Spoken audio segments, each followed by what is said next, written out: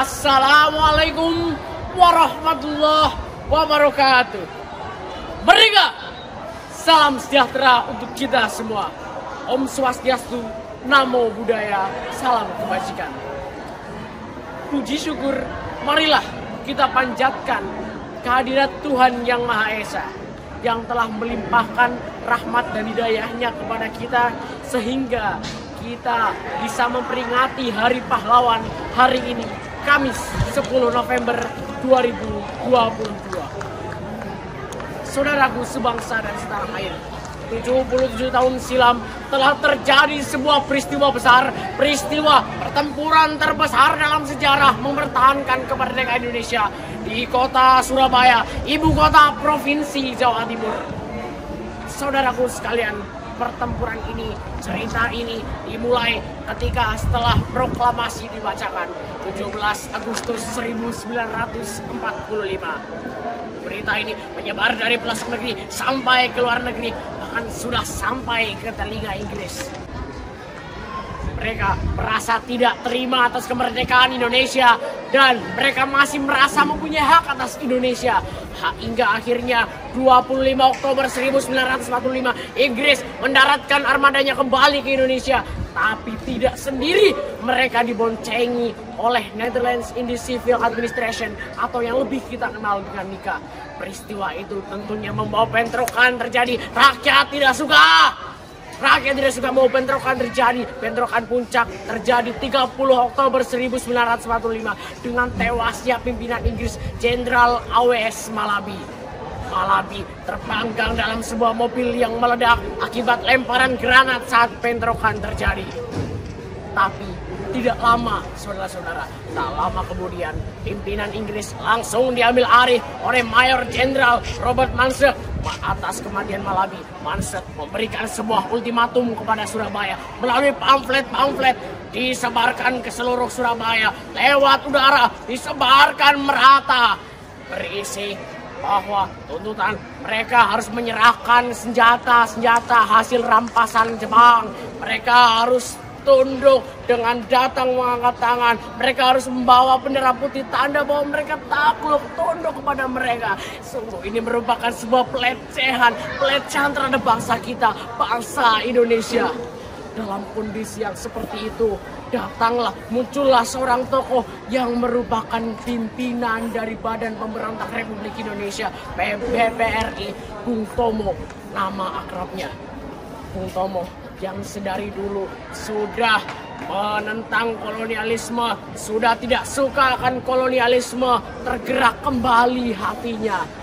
Dan beliau merasa tidak terima atas hinaan yang Inggris berikan kepada bangsa kita, kepada bangsa ini. Saudara sekalian, Bung Tomo kemudian menjawab dalam pidatonya, "Hei tentara Inggris, kau menghendaki kita untuk datang kepadamu dengan membawa bendera putih, tanda bahwa kita takluk kepadamu. Kau menghendaki bahwa kita akan datang kepadamu dengan tangan diangkat. Kau menghendaki supaya kita menyerahkan senjata rampasan dari tentara Jepang. Tuntutan itu, walaupun kita tahu kau mengancam kita untuk menggabur kita apabila kita tidak mengikuti tuntutanmu. Tapi inilah jawaban kita. Selama banteng-banteng Indonesia masih mempunyai darah merah yang bisa membuat kain secarik kain putih menjadi merah dan putih, maka selama itu tidak akan kita menyerah kepada siapapun juga." Kata-kata Bung Tomo itu sanggup mengobarkan semangat para pejuang, tidak hanya dari Surabaya saja, dari Sumatera, Kalimantan, Aceh, Tapanuli, Bali, semuanya yang berjuang dalam satu nama Indonesia sanggup dikobarkan semangatnya.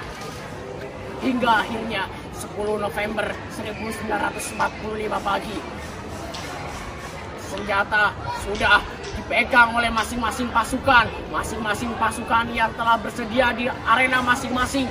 Terdengar kabar dari seorang pemuda pukul 9 waktu Indonesia Barat bahwasanya terjadi penembakan dari tentara Inggris pada rakyat.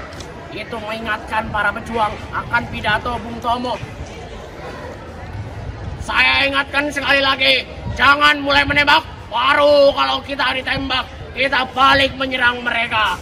Dan ingatlah, tunjukkanlah pada mereka bahwa kita ini adalah orang-orang yang benar-benar ingin merdeka. Dan bagi kita saudara-saudara, lebih baik kita hancur lebur daripada tidak merdeka. Semboyan kita tetap merdeka atau mati. Pertempuran besar pun terjadi. Moncong senjata memuntahkan pelornya. Segenap bangsa berjuang bersama. Tidak ada perbedaan golongan dan paham. Ketika satu bangsa terancam, seluruh bangsa akan membelanya. Inilah hakikat dari peristiwa bersejarah itu, di mana semua rakyat menjadi satu dan melupakan semuanya kecuali Republik Indonesia. Saudaraku sekalian, atas pertempuran ini Indonesia menelan 16.000 jiwa, sementara Inggris hanya menelan 1.500 jiwa saja. Meskipun demikian, perjuangan berat rakyat Indonesia tidak berhasil karena Inggris berhasil dipukul mundur dari Surabaya. Dan pada akhirnya 10 November ditetapkan sebagai Hari Pahlawan. Hari ini berdasarkan keputusan Presiden nomor 316 tahun 1959. Saudaraku sebangsa dan setanah air, bangsa yang besar adalah bangsa yang menghargai jasa pahlawannya. Maka dari itu, sembari melanjutkan perjuangan, mari kita kirimkan doa setulus hati kepada pahlawan kita yang telah merebut kemerdekaan dan mempertahankannya. Demikian pidato yang dapat saya sampaikan. Terima kasih atas segala perhatian. Mohon maaf atas segala kekurangan. Merdeka! Wassalamualaikum warahmatullahi wabarakatuh.